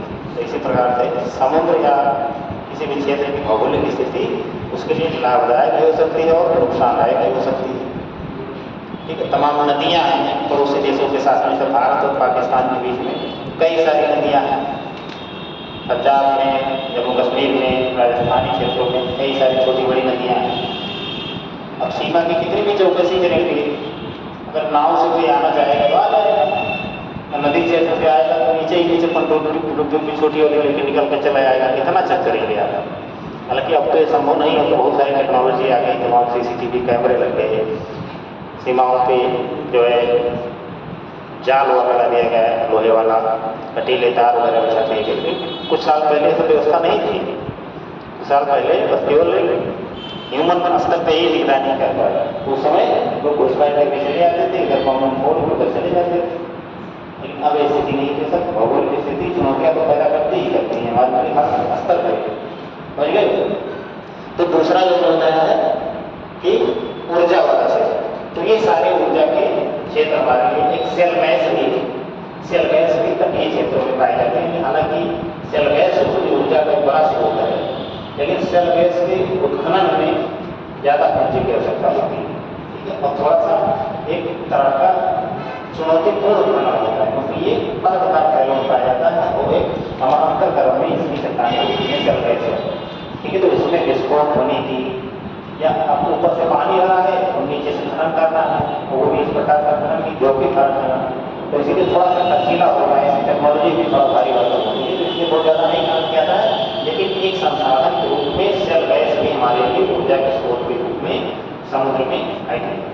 तीसरा आपका वाणिज्यिक उपयोग में बताया गया, वाणिज्यिक उपयोग में तमाम सारा उपयोग हम समुद्रों का करते हैं, व्यवहार में, अभ्यास में, व्यापार में, पर्यटन में, ये सारा उपयोग करते ही करते हैं। तो कहीं दिखाते हैं तो आप समझ गए होंगे, बस यही बातें जितनी बताए हैं उनको कोई वो क्लियर नहीं करना, यही बातें आपको जो है लिखना भी है, क्या भैया क्या क्या पाया जाता है, क्योंकि तो हिंदा लिखने से बड़ा कॉन्फिडेंस कुछ होता है, ये यार पढ़ाती दिखाए, ठीक है, तो कोई लेक्चर ज़्यादा समझ में याद नहीं होता, इतना भी बढ़िया लेक्चर हो, ठीक है, तो ज़्यादा समझ में याद रहेगा, बहुत ज़्यादा याद रहेगा तो 2-4 घंटे 6 घंटे, उसके बाद उसकी 50% बातें भूल जाएंगे, बातें आपको केवल 5-10% याद रहेंगी, ठीक है, जो लेवल तक बातें, तो उदाहरण दिया गया है, ठीक है। हम लोग एक समय में एनसीसी करते थे, बड़ा जरूर है कि एनसीसी किया जाए, उसमें करते तो हमारी खाने में जो एनसीसी थी वो बड़ी जगह थी, बड़ा उसमें अनुशासन उच्च स्तर का करते थे। तो एक बार हमारे ग्रुप में 2 लोग भांग का सेवन करके शाम के समय भांग का पूरा खाली ग्रुप के जो एनो थे वो आधे घंटे तक लेक्चर दिया, आधे घंटे क्या होगा लगभग 1 घंटे तक बहुत सारी बातें मुझे बताया कि आपको बेटा ऐसे ही करना है, आपको ऐसे ही करना है, और एक बैठक में बोला कि सबको जो टाइम लगा था, अब सारा लेक्चर उससे वो सब दे चुके, और जब लेक्चर खत्म किए तो उन्होंने पूछा कि हम क्या सीखे, क्या बात मैंने बताई, और हमको बता दें कि हम बताए थे कि हम होश में थे, उन लोगों से जब पूछा कि भैया क्या आपने बताया बताओ, ये तो आगे नहीं खड़े थे, तो उन लोगों ने एक दो उदाहरण में सबसे घटिया उदाहरण उन्होंने दिया था, कोई ऐसा नहीं बताए, तो भाई इसके अलावा मैंने को बताया है, लेकिन जो कोई इसका ध्यान उदाहरण देता उदाहरण इसको याद हो गया, ताकि जो मूल बात हम बताई या तो नहीं बता पाया, क्योंकि तो उदाहरण ज़्यादा याद होता है, इसलिए उदाहरण देकर ही कोई चीज़ पढ़ाया जाता है, उदाहरण के साथ साथ याद होता चला है, तभी आदमी ध्यान से सुनता है, नहीं वो कहानी से बता रहे हो तो हम सोचते हैं कथा चल रही है, कभी प्रसाद बनेगा, ठीक है। चलिए देखिए, समुद्र विभिन्न प्रकार के संसाधनों से युक्त होते हैं, समुद्र विभिन्न प्रकार के संसाधनों से युक्त होते हैं,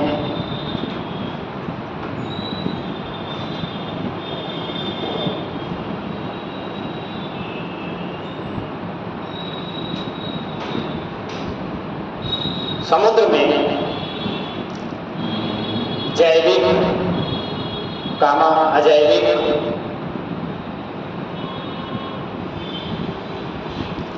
संसाधनों के रूप में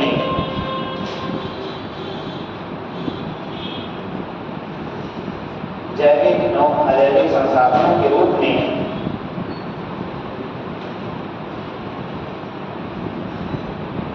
एक भंडार गृह के रूप में, एक भंडार गृह के रूप में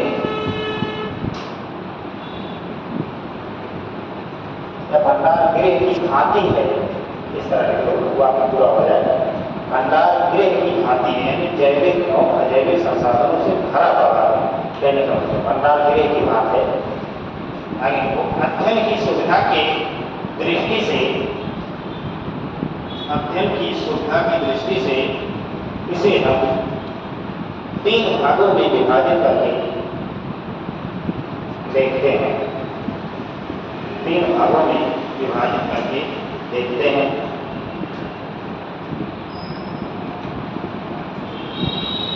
पहला जैविक संसाधन, अब यहाँ पे हम उसका कुछ विभाजन नहीं करेंगे, मोटे तौर पर लिखाएंगे जैविक संसाधन।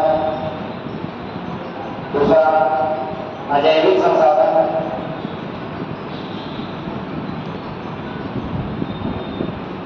अजैविक संसाधन, और तीसरा लिख लीजिए वाणिज्यिक संसाधन।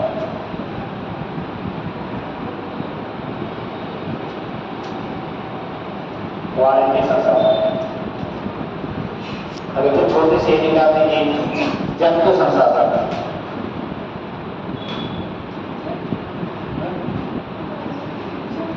हाँ, जैविक संसाधन, छोटी सी निकाल दीजिए, जैविक संसाधन।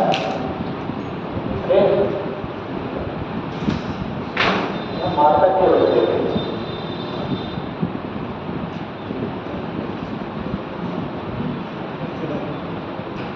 पहला एक विभाजन किए हैं जैविक संसाधन है, तो भैया लिखो जैविक संसाधन ना, मेरी कागज छोटी सी नहीं सुन पाए।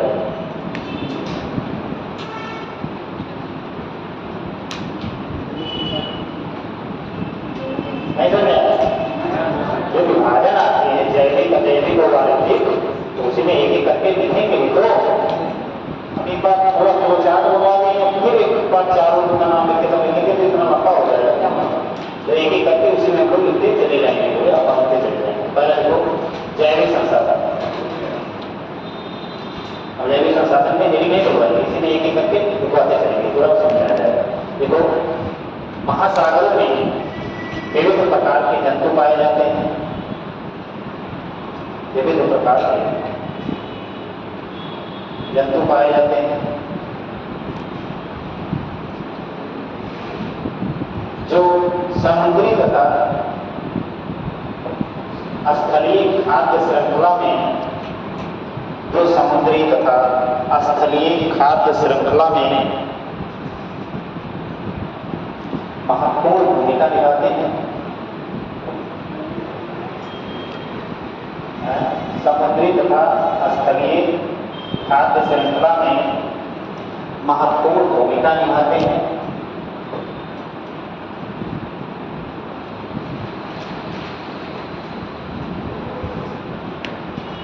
खाद्य श्रृंखला में महत्वपूर्ण भूमिका निभाते हैं।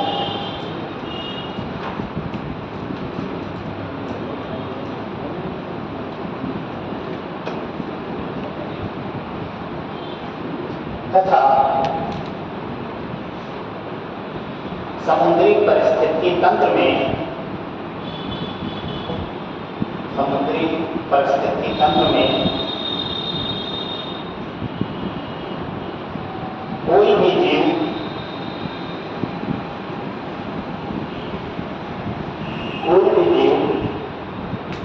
भोजन के लिए सदैव किसी अन्य जीव पर निर्भर होता है।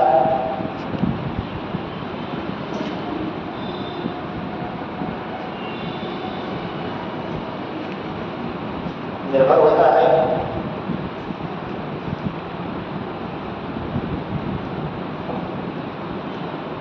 खाद्य श्रृंखला एक शब्द है, जिसमें थोड़ा फर्क हुआ है यहाँ पे कोई ऐसा शब्द आएगा आप जरूर उसको समझा देंगे, आप लोग मुझे भी यही किया है। लेकिन हर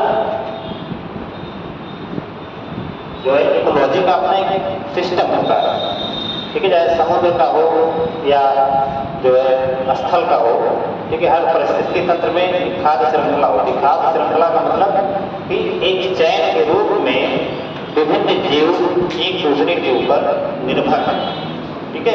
इसमें अगर किसी का भी क्रम बिगड़ गया, ठीक है, तो समझिए कि या किसी की संख्या ज़्यादा हो गई या किसी की संख्या कम हो गई, तो समझिए कि पूरा इकोसिस्टम जो है बिगड़ जाता है, बैलेंस उसका गड़बड़ा जाता है। बैलेंस गड़बड़ाने का मतलब है कि पूरी आपकी खाद्य श्रृंखला जो है चौपट हो जाएगी।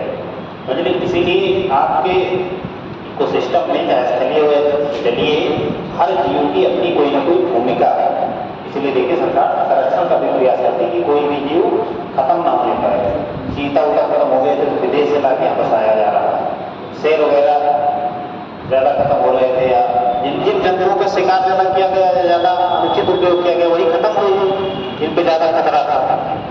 जैसे पहले के राजा महाराजा क्या करते थे, पहले के राजा महाराजा उनको जब खाली कोई काम तो रहता नहीं था ना, इस तरीके की जन कल्याणकारी शासन व्यवस्था रहती थी कि भाई देखना है कहाँ पे जो है लोग आराम से हैं, कहाँ पे दिक्कत है, कहाँ पे आवास, शिक्षा, स्वास्थ्य की सुविधा है कि नहीं है, उनको तो ही काम रहता था। एक तो बढ़िया बढ़िया खाना खाओ और नाच नौटंकी देखो अपने हवेली में, और उसके बाद भी समय बच जाए तो तीर धनुष और सब भाला वाला लेके निकलो, जंगल की तरफ, जो जानवर भेजा उसे मार डालो। अगर किसी राजा ने शेर और का शिकार कर दिया तो समझिए कि उसको एक वीरता के सिंबल के रूप में दिखाता है, अरे ये देखिए जो है मार दी, शेर का शिकार कर दिया। ठीक है, तो अब इस तरीके के कल्चर डेवलप किए पहले राजा महाराजा। ठीक है, तो आज़ादी के समय ही भारत में सीता उता विलुप्त हो गए, सब मानव के खा गए। लास्ट में 2-4 तो बचे थे छत्तीसगढ़ के कहीं भी, उसको वहाँ के कई राजा थे छोटे मोटे, वो शिकार करके 1952-53 में जो बच्चे पूछे थे कसर 2-4 तो कहीं बच्चे रह गए थे, उनको एक राजा थे वो लास्ट में मार के अपने निपटा दिए। वो खाते पीते नहीं थे, शेर का मांस खाते नहीं थे, केवल शिकार में एक सिंबल या अपने वीरता के सिंबल के रूप में उसका प्रयोग किया जाता था। सरकार को मजबूरी में 1952 में ही घोषित करना पड़ा कि हमारे यहाँ चीता भैया खत्म है, विलुप्त प्राय हो गए, यानी अब तो बचे नहीं।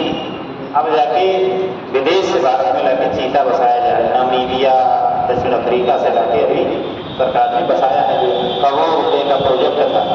तो क्यों बसाया? क्योंकि वो भी हमारे इकोसिस्टम के अंग है। तो इसी तरीके से खाद्य श्रृंखला जो हमारी है, ठीक है, इसमें भी उत्पादक, उपभोक्ता और अपघटक, ये तीनों जो काम करते हैं, नहीं उत्पादक भी होते हैं, उपभोक्ता भी होते हैं, और उपभोक्ताओं में कई स्तर होता है, 1 स्तर, 2 स्तर, 3 स्तर, यानी इसमें कई स्तर होता है। और अपघटक होते हैं, इसको कंपोजर बोला जाता है। तो ये 3 भैया बहुत महत्वपूर्ण होते हैं अपघटक। इनमें तीनों में किसी भी प्रकार का डिस्टर्बेंस अगर हुआ तो समझिए कि वो मानव के लिए खतरा है। मानव भी इसी का नहीं है, मानव भी उपभोक्ता ही है ना। पहले श्रेणी में उपभोक्ता आने लोग केवल साग वाग खाते हैं, शाकाहारी हैं, जैसे आप लोगों के लोग शाकाहारी होंगे, ठीक है, साग वाग खाते होंगे, लोग मांसाहारी होते होंगे। और तीसरी कैटेगरी आ गई है जो लोग शुरुआत खाते हैं, ठीक है, केवल अंडा खाएंगे, बाकी कुछ नहीं खाएंगे और रहेंगे शाकाहारी। लेकिन तो मजाक की बात होगी, लेकिन ये होगी कुछ लोग शाकाहारी होंगे और कुछ लोग मांसाहारी भी खाएंगे और शाकाहारी भी खाएंगे। ठीक है, तो मानव जो है इसी तृतीय श्रेणी को भुगता नहीं आता, क्योंकि सब खाता है, मांस भी खाएगा, शाकाहारी भी होगा, मांसाहारी भी होगा। तो यानी दोनों खाता है तो इसको तृतीय में रखा जाएगा। इसमें शाकाहारी हो गए, इसमें मांसाहारी हो गए, अगर दोनों को घटक जाए हो गए सर्वाहारी, तो उनको तीसरे कैटेगरी में रखा जाएगा। कई बार पीसीएस वगैरह में प्रश्न पूछा जाता है कि मानव किस श्रेणी का उपभोक्ता है। इसमें ऑप्शन रहेगा प्रथम श्रेणी यानी शाकाहारी, मांसाहारी, सर्वाहारी, और ये नहीं देता है वहाँ पे, तो नहीं लिखेगा शाकाहारी सर्वाहारी, तो लगा ही लेंगे आप, तो जान जाएंगे भाई दोनों खाता है तो दोनों आ जाएगा। तो लिखेगा प्रथम श्रेणी का उपभोक्ता, द्वितीय श्रेणी का उपभोक्ता, तृतीय श्रेणी का उपभोक्ता, सभी का उपभोक्ता। इस तरीके से ऑप्शन बनाएंगे कि आप कंफ्यूज हो जाएंगे। कई बार प्रश्न पूछा जा चुका है, ठीक है। तो ये उत्पादक कुछ जीव ऐसे होते हैं, उत्पादक में मुख्य रूप से हरे पौधों को शामिल किया जाता है, ठीक है। उत्पादन उपभोक्ता जाने गए, अपघटक मतलब डिकम्पोजर जीव, यानी कि चक्र को संपादित करते हैं, जो सूक्ष्म जीव होते हैं। तो इसी प्रकार से समुद्र में भी अपना वहाँ का इकोसिस्टम होता है, कुछ बड़े जीव होते हैं, कुछ दूसरे छोटे जीव होते हैं, कुछ और छोटे जीव होते हैं, तो सब एक दूसरे के ऊपर निर्भर होते हैं। वो उनको खाते हैं, उनको खाते हैं, उनको खाते हैं। तीनों में से अगर कोई एक बीच में ज़्यादा हो जाए या कम हो जाए तो दिक्कत होगी कि नहीं होगी, है। अभी मान लीजिए शेर है, शेर भी अपनी प्रोटिकान को सिस्टम का, वो हिरण का या ऐसे जीव जंतुओं का शिकार करते हैं जो अमूमन शाकाहारी जंतु होते हैं, ठीक है, या मांसाहारी जंतु वो शिकार करते हैं, ठीक है। लेकिन एक पैटर्न ही नहीं है। अब उनकी संख्या ये है बहुत बढ़ जाए, पता लगे कि हिरण 50 हुए जंगल में और शेर 6500 हो गए, तो क्या होगा? हिरण में कोई नहीं रह जाएंगे, अगले दिन सब खत्म हो जाएंगे, तो एक बीच में श्रेणी खत्म हो जाएगी। अगर हिरण एक रह जाएंगे तो अगली बार शेर खाएगा किसको, उसी खाद्य श्रृंखला ब्रेक हो जाएगी। या फिर हिरण जिसका बच्चा करता था हरे पेड़ पौधों का या उनका, वो सब ज़्यादा होने लगेंगे, तो इस तरीके से डिस्टर्बेंस पैदा हो जाएगा। इसलिए इकोलॉजी में हर जीव के संरक्षण की आवश्यकता होती है। कि ना कोई कम होने पाएगा ना कोई ज़्यादा होने पाएगा। समझ रहे हैं? ज़्यादा कौन होता है? कुत्ते और बंदर। लेकिन कई राज्य सरकारें आपके उत्तराखंड में, केरल में बंदरों के लिए अभियान बाबावेदन नगर निगम नगर पालिका चलाता है। यदि ज़्यादा संख्या हो गई तो ये मानव जीवन को डिस्टर्ब कर रहे हैं, ठीक है। और जंगल छोड़ के शहरी क्षेत्रों में आने लगे। इसी प्रकार के कुत्ते छोटे छोटे बच्चों को दौड़ा ले रहे, मार दे रहे हैं। इनकी कोई बहुत ज़्यादा भूमिका नहीं करती। इस संख्या में रहेंगे तभी कोई दिक्कत नहीं होती, बल्कि कुत्तों की संख्या बढ़ने से बहुत सारे संक्रमण बढ़ जाते हैं, क्योंकि कुत्ता को संक्रमण से जो है जाना होगा। तो कुत्ते को घर में पालते हुए आए, कल्चर अपने यहाँ का है, ठीक है। लेकिन कुत्ता बहुत संक्रमण फैलाता है, उसके लाभ जो होते हैं बहुत सारे बैक्टीरिया होते हैं। अब उनकी संख्या आपको निकले करते कि 10 लोग आगे देखें कौन था, वो भी देख के पूरा बाल रखा हुआ तब से, कोई काला, कोई नीला, कोई बिल्कुल काला, कोई भूरा, ठीक है। देखने में उनको डर लग जाएगा। ठीक है, तो कुछ नगर निगम क्या करते हैं, उनको जो है पकड़वाते हैं, कहीं ऐसे स्थान पर पकड़वाते हैं, या उनको जो है न्यूट्रलाइज किया जाता है कि आगे से इनकी कोई ना बचे, तो अपने आप संख्या कम हो जाएगी। तमाम तरह के इंजेक्शन का प्रयोग किया जाता है कि संख्या ना बढ़े। ये डिस्टर्ब कर रहे हैं हमारे इकोसिस्टम को। तो मूल बात यही कहने की है कि समुद्र में भी खाद्य श्रृंखला होती है जैसे स्थलीय क्षेत्रों में होती है। आगे लिखो, क्या लिखो?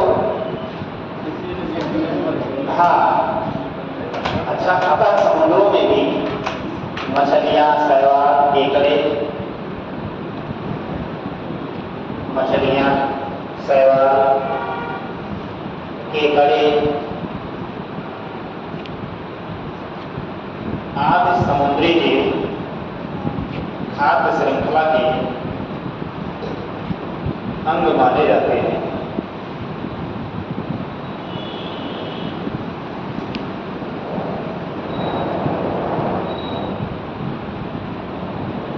इसके अलावा समुद्र में विभिन्न प्रकार के पादप भी पाए जाते हैं। इसके अलावा समुद्र में विभिन्न प्रकार के पादप भी पाए जाते हैं।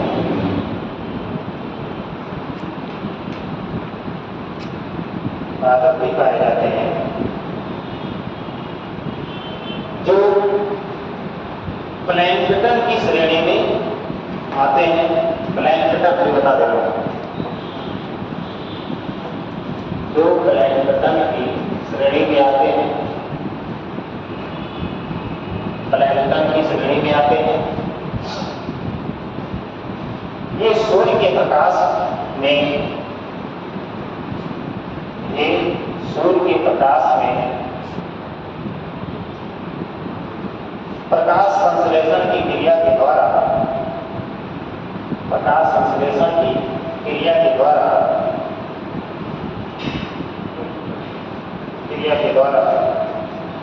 भोजन का निर्माण करते हैं। भोजन का निर्माण करते हैं तथा ऑक्सीजन की उत्पादन करते हैं, ऑक्सीजन का भी निर्माण करते हैं तथा ऑक्सीजन का भी निर्माण करते हैं।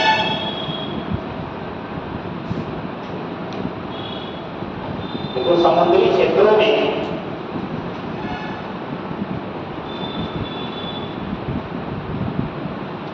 शैवाल,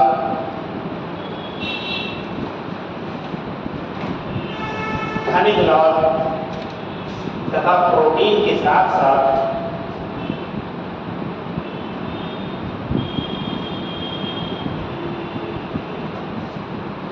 खनिज लवण तथा प्रोटीन के साथ साथ विभिन्न प्रकार के प्रोटीन भी मौजूद होते हैं। इसमें शैवाल में विभिन्न प्रकार के प्रोटीन भी मौजूद होते हैं।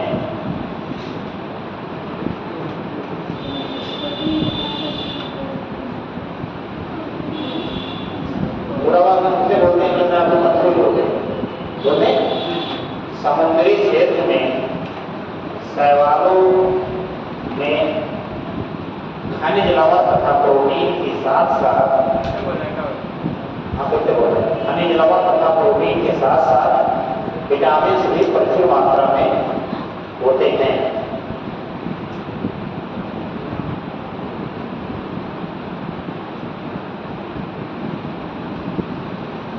जिनका उपयोग खाद्य संसाधन, औषधि निर्माण, जिनका उपयोग खाद्य संसाधन, औषधि निर्माण तथा जैव उर्वरक के रूप में किया जाता है।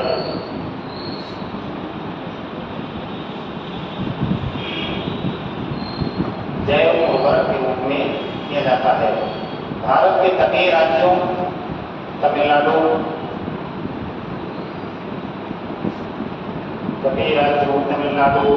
आंध्र प्रदेश, केरल, गुजरात, उड़ीसा आदि में शैवालों का उत्पादन प्रचुर मात्रा में किया जाता है। सब छूट छाट गया, सब मुंह देख रहे हैं दूसरे का। छूट गया? कैसे बोलते हैं? भारत के तटीय राज्यों तमिलनाडु,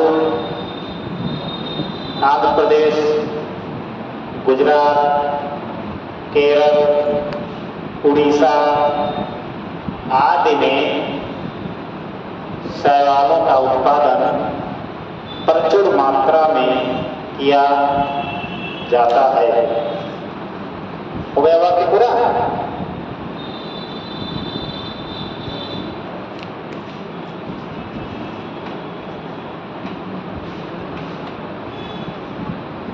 समुद्री क्षेत्रों में वो विराम के बाद आ गई थी। समुद्री क्षेत्रों में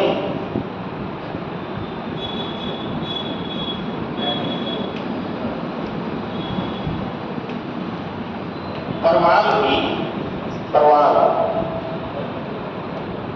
भी जैविक संसाधन की श्रेणी में आते हैं।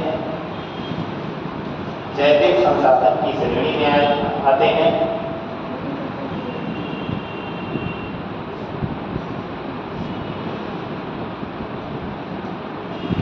परवाल आपका एक टॉपिक रहेगा भारत में वो करेंगे, लेकिन उसमें एक चैप्टर ही परवाल रहेगा, कोरल रीफ। बहुत महत्वपूर्ण यूपीएससी का बहुत फेवरेट टॉपिक है। इससे संबंधित प्रश्न न केवल कई में बल्कि मेंस में भी बराबर पूछे जा रहे हैं। अगर 2-4 वर्षों से पेपर प्रोग्राम देखेंगे तो उसमें बराबर परवालों से पढ़ता है कि परवाल क्या है, ठीक है, क्या चिंता का कारण है। तो लिखिए यानी कि वो जैविक संसाधनों के अंदर आते हैं, श्रेणी में आते हैं।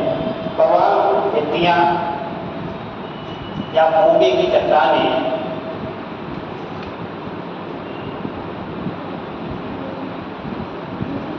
इसका नाम मोंगे की चट्टानें भी कहते हैं।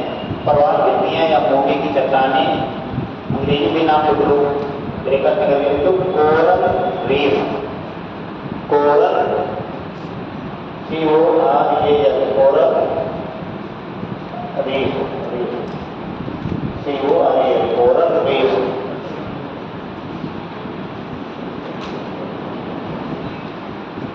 कोरल समुद्र के अंदर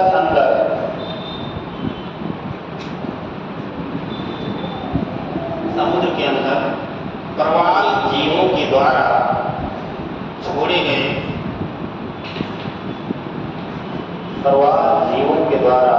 छोड़े गए कैल्शियम कार्बोनेट से बने होते हैं। कैल्शियम कार्बोनेट से बने होते हैं।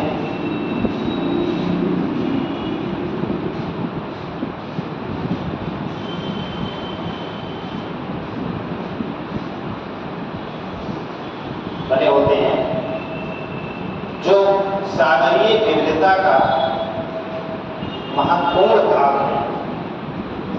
जो सागरीय जैव विविधता का महत्वपूर्ण भाग है।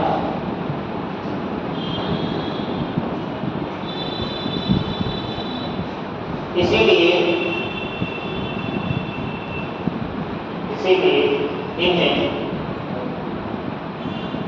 समुद्री वर्षा वन के रूप में जाना जाता है, इसीलिए इन्हें समुद्री वर्षा वन के रूप में जाना जाता है।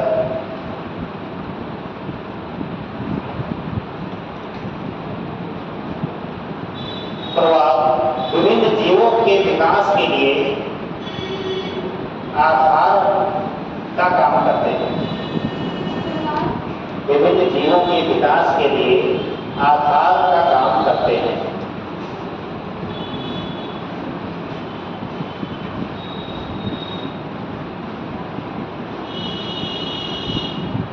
इसके साथ साथ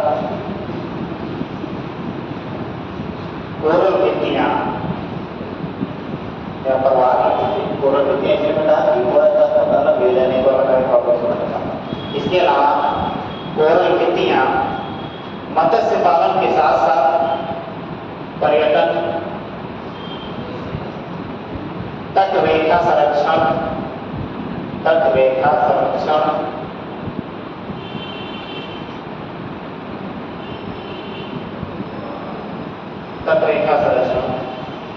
तथा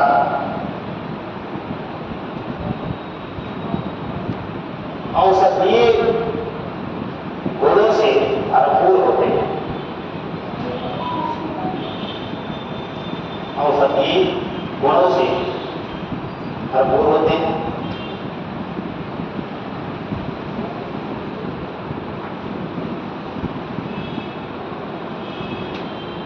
भारत में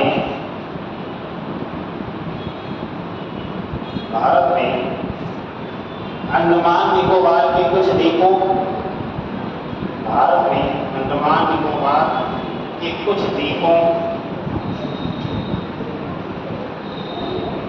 तथा लक्षद्वीप के अधिकांश द्वीपों का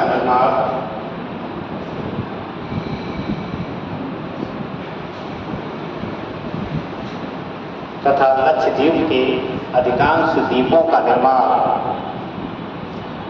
प्रवाल द्वारा निर्मित चूना युक्त चट्टानों से ही हुआ है। प्रवाल द्वारा निर्मित चूना युक्त चट्टानों से ही हुआ है।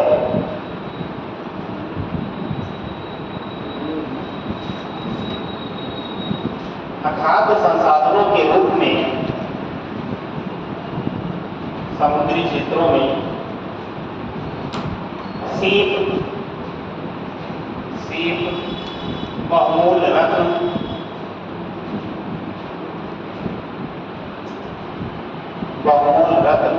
तथा कीमती पत्थर आदि को सम्मिलित किया जाता है।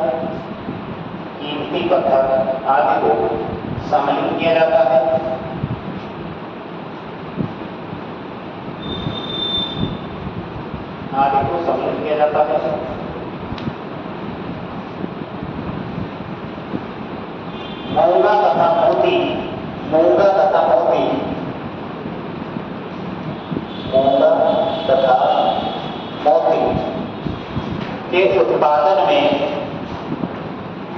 के उत्पादन में सागरों का महत्वपूर्ण योगदान होता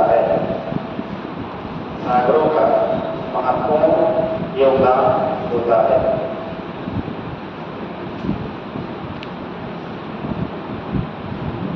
अब आपका दूसरा बचता है ऊर्जा संसाधन। तो ऊर्जा संसाधन में जो मैंने ऊर्जा बनाव के बता दिया है कि कौन कौन सी ऊर्जा पाई जाती है, ठीक है, वही है। बाकी उसमें ऊर्जा का डिटेल अभी नहीं जाएंगे, वो दूसरे भारत का हम गूगल करेंगे।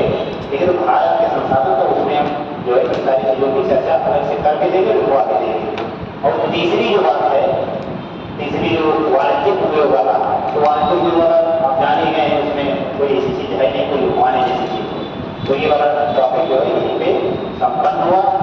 कल से हम लोग भारत का भूगोल और पहली क्लास हमारी भारत के परिचय से होगी, क्योंकि भारत की लोकेशन क्या है, भारत की सीमाएं किन किन देशों में मिलती हैं, कितनी लंबी सीमाएं, कितनी चौड़ी सीमा, क्या चुनौतियाँ हैं, ठीक है, कौन सी अक्षांशीय स्थिति है, कौन सी देशांतरीय स्थिति है।